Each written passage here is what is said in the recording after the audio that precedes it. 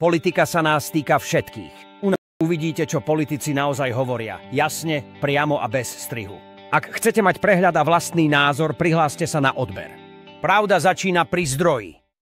Mali sme tu veľa demagógie, musím povedať, a hlavne teda tí páni, ktorí tu chcú teda diskutovať, kde je pán Jakab, ktorý chce diskutovať, ten nechce diskutovať. Ten tu naklame, natára a zmizne. Ako taký gáfor, aj so celou tou svojou bandou, ktorá tu tára hlúposti. Najprv sa vyjadrím k dlhu a pani Kolíková, vám sa asi vyjadrím hneď na úvod.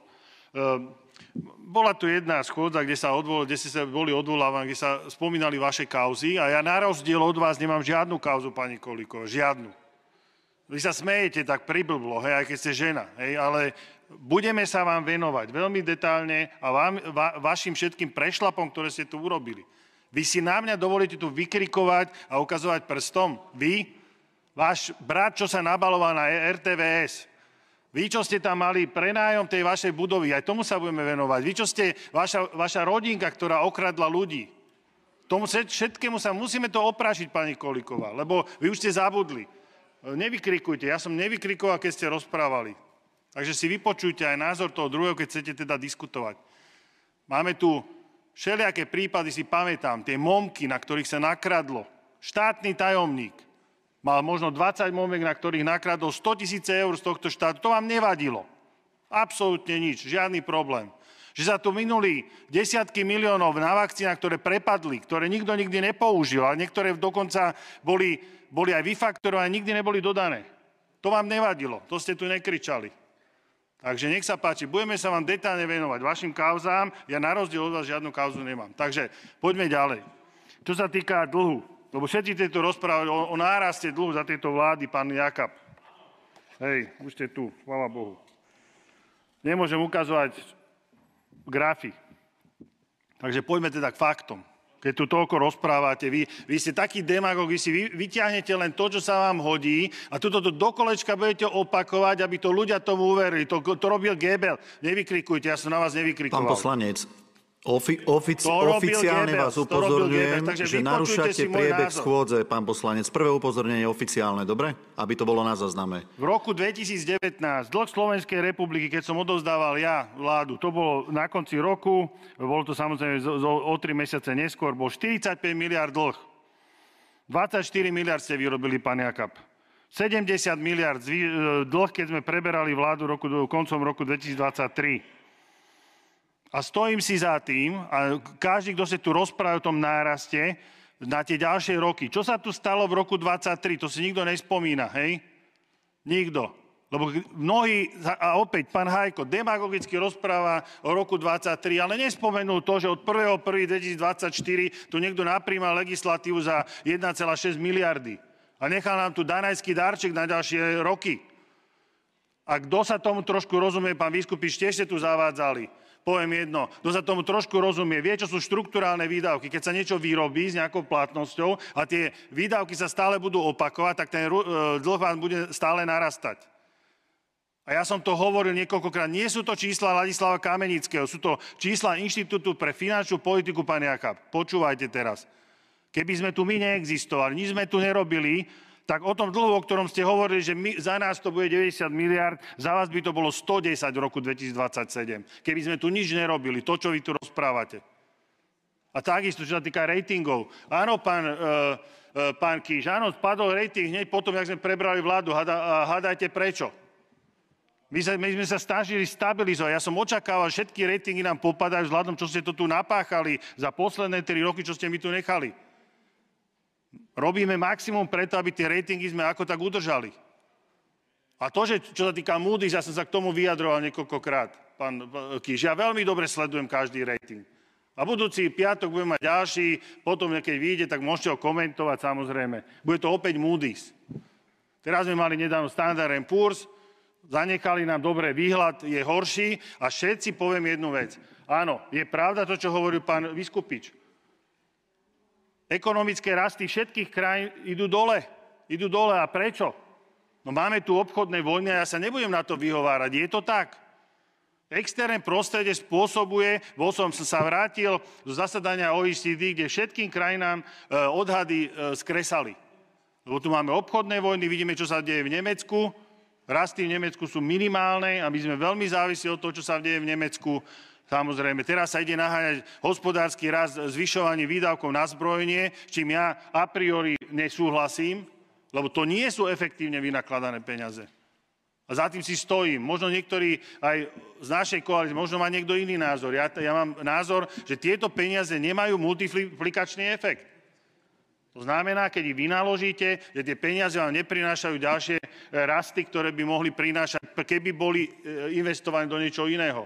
A ja sa pýtam, prečo Európa ide vynaložiť 800 miliard na zbrojenie?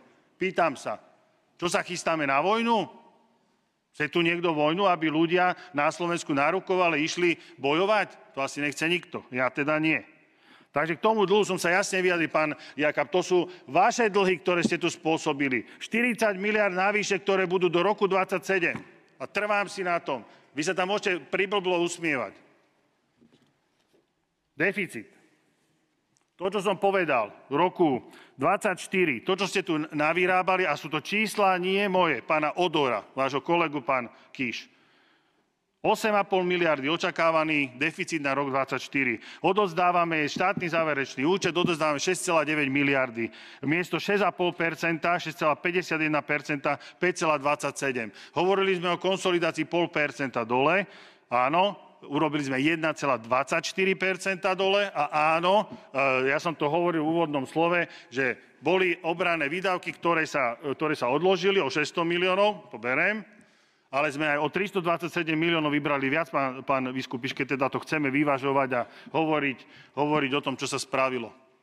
Samotný dlh sme hovorili tým, že Ardal si požičalo 1 miliardu viac, a mohol si požičať ešte o 1 miliardu menej kvôli zníženému deficitu, o ktorom sa bavíme, ale tie podmienky na tých finančných trhoch sa môžu zásadne meniť.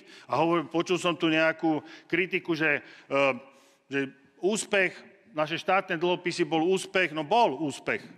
A že sú tam vyššie úroky. Každá jedna krajina, ktorá robí retailové dlhopisy, dáva vyšší úrok na týchto dlhopisoch, lebo s tým sú spojené aj nejaké náklady. Ale hovorme o diverzifikácii. Viete, ako sme boli v stave v roku 2011, keď si Slovenská republika mala problém požičiavať na trhoch. A my tú diverzifikáciu robíme. Boli sme vo Švajčiarsku, a to som tu počúval, že nemáme si kde požičať, preto sme išli do Švajčiarska. Nie, my sme išli do Švajčiarska predávať dlhopisy kvôli tomu, aby sme diverzifikovali to portfólio. Retailové dlhopisy, je to ďalšia diverzifikácia. A sú tam prírážky, samozrejme, ale keď chcete diverzifikovať, oceníte, viete kedy? Keď nastane problém, že by ste sa nevedeli financovať a vtedy budete mať iné možnosti, kde si viete peniaze požičať. Ja musím povedať za seba, a o tom svedčí, že sú stabilizované verejné financie. Nesúhlasím s tými vašimi, pán Kiš, čo ste tu rozprávali, že toto je zle, tamto je zle, ono je zle. Finančné trhy oceňujú, čo sa týka konsolidácie. Nikto iný na to nevie dať lepšie vysvedčenie ako finančné trhy. Nikto iný. Môžete tu vy rozprávať, čo chcete. Oni vás nebudú počúvať, oni pozerajú na čísla, ktoré majú. A stav je aký? No lebo ratingy nám neklesli, tak jak všetci očakávali. A my si stále máme dopyt na naše dlhopisy, ktoré je 2 až 3 krát, 2,5 krát väčší ako to, čo chceme momentálne predať. To je o tom. Ale ja netvrdím, že táto situácia môže byť väčšiná. To netvrdím. Ideme do zlých časov. Lebo vidíme, čo sa deje celkovo. A nebuďte škodoradostní. Pre Slovenskú republiku tento stav nie je dobrý a nie je dobrý pre celú Európsku úniu. A sú to chyby, ktoré sa tu narobili za posledné roky. Rôzne green dealy, nezmyselné investície, neefektívne a môžeme sa tu baviť o tom všetkom, čo ste tu narozprávali. Ja berem, každé jedné drobné treba strážiť. Ale treba strážiť aj tie veľké čísla. A to je ten najväčší problém, ktorý má minister financií na to, aby dokázal zložiť aj rozpočet. Hovorilo sa to o zdražovaní. Zas nemôžem ukázať graf, ale v roku 2024, keď sa teda bilancujeme, pán Jakab, potravinová inflácia v roku 2024 2,5%. 2,5%. Za Matoviča, Hegera, Odora, a niekto tu hovorí, že to nemá, ja to budem opakovať. Dokedy to je pravda, tak to budem opakovať. V roku 2022 inflácia na potraviny 19,3%, za v roku 22 to bolo, 23 bolo 17,5, dokopy 40,18%. O 40%, pán Jakab, zdrážali potraviny za vašej vlády. Vy tu idete, má tu drzosť rozprávať niečo o Ficovej dražobe? To je vaša dražoba, pán Jakab. Ja odmietam demagógiu. A to, čo robí Olano, to je demagógia, to nie je nič iné. Za ne ste spálili dom. A teraz chcete, aby Kamenický zobral metlu a poupratoval a pozametal ten prach, ktorý ste tu nechali. A ešte to aj postavil. To sa takto nedá robiť. Ja netvrdím, že ja som jediný, však celá vláda nie je minister financií za všetko zodpovedný, lebo máme iných ministrov, ale musíme všetci robiť preto, aby sme sa dostali z tej situácii, v ktorej sme prebrali verejné financie. Ešte na záver poviem, čo sa týka tej dlhodobej udržateľnosti, o ktorej hovoril pán Kiš. 4,9 v roku 2019, preto hovoríme o roku 2018, lebo to je niekde to číslo 4,1 nastalo, alebo teda, ak teda hovorím, že sa vrátili v čase niekde v rozmedzi roku 2018-2019, aby sme teda upresnili čísla. Chcem upozorniť na rok 2023, keď bola 6,2%, najvyššia úroveň dlhodobej udržateľnosti podľa RRZ za tej vašej bývalej vlády, aj za vlády pána Odora, vášho kolegu. A keď teda sa hovoríte, ak to všetko viete super robiť, tak poviem jedno. Čo urobil pán Odor? Čo urobil? Ani jedno konsolidačné opatrenie neurobil. Ani jedno za svojej vlády. Neurobil sa žiadne opatrenie, a to hovorím o celej vláde, boja proti daňovým únikom. Neurobil sa nič. Nič. Nula. Zero. Takže dlhodobá udržateľnosť z roku 2024 klesla do stredného pásma zo 6,2 na 4,1%. A ja netvrdím, že všetko je super, že všetko je ružové. Nie je. Ružová situácia nie je a musím povedať, ekonomická situácia v Európe sa zhoršuje. A s tým súhlasím, možno jediným, čo tu bolo povedané, s tými hospodárskymi rastami a budeme to vidieť pri najbližšej prognóze, ktorú čakáme koncom júna, ktorá môže byť veľmi prekvapivá. Ďakujem pekne za pozornosť. Politika je základom demokratickej spoločnosti. Sledujte nás, ak chcete počuť politikov priamo, bez filtra, bez skreslenia. Každý deň nové vyjadrenia. Ďakujeme, že vám záleží. Na pravde.